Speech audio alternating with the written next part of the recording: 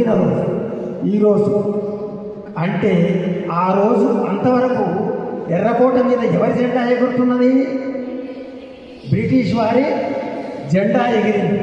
ఆ జెండాను అవనతం చేసి, అంటే తీసివేసి మన జెండాను ఎగరేసాం. అంటే కింది నుంచి పైకి వెళ్ళింది, జెండాను ఎగరేసాం. ఎన్ని పోరాటాలు! అందుకే ఈరోజు జెండా ఎట్లా ఎగరేస్తామంటే కింద పట్టుకొని, ఆ జెండాను పట్టుకొని పైకి లాగిన తర్వాత లాగేస్తాం, జెండా ఎగురుతుంది. అది 15వ ఆగస్టు. 26 జనవరి నాడు అట్లా కాదు. 26 జనవరి నాడు కింద నుంచి పైకి లాగం. ఏం చేస్తాము?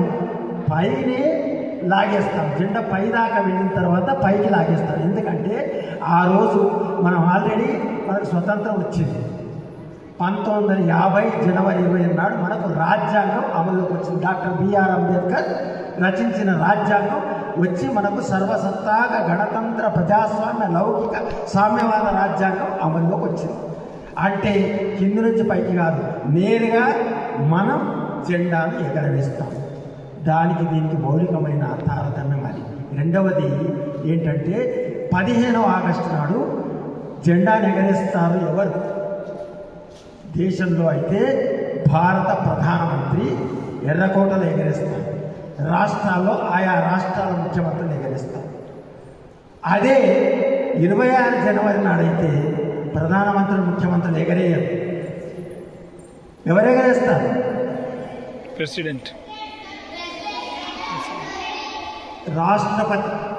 దేశంలో రాష్ట్రపతి. మన రాష్ట్రపతి ఎవరు? ద్రౌపది ముర్ము. Very good. మన రాష్ట్రపతి అంటే ఏ రాష్ట్రపతి ఉన్నా 26 జనవరి నాడు రాష్ట్రపతి జెండాను ఎగరేస్తారు.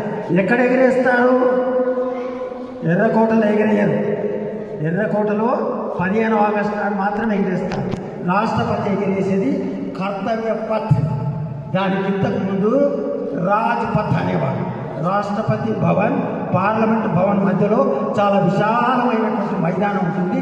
దాన్ని ఇప్పుడు కర్తవ్య పథ్ అంటున్నారు. కర్తవ్య పథ్లో రాష్ట్రపతి ఎగరేస్తారు. ఒక దేశం, ఏదైనా ఒక దేశం అధ్యక్షుడు కానీ ప్రధానమంత్రి కానీ ముఖ్య అతిథిగా 26 జనవరి నాడు వస్తారు. రాష్ట్రాల్లో అయితే ఎందుకు ఇది రాష్ట్రపతి ఎగరేస్తారంటే రాజ్యాంగ పరిరక్షకుడు రాష్ట్రపతి. ఆ రోజు రాజ్యాంగం అమల్లోకి వచ్చింది. అట్లాగే రాష్ట్రాల్లో అయితే గవర్నర్ ఎగరేస్తారు. రాష్ట్రానికి గవర్నర్ ఎగురుతుంది. ఇది ప్రధానంగా 26 జనవరికి 15th ఆగస్టుకి మధ్య ఉండేటటువంటి తేడా.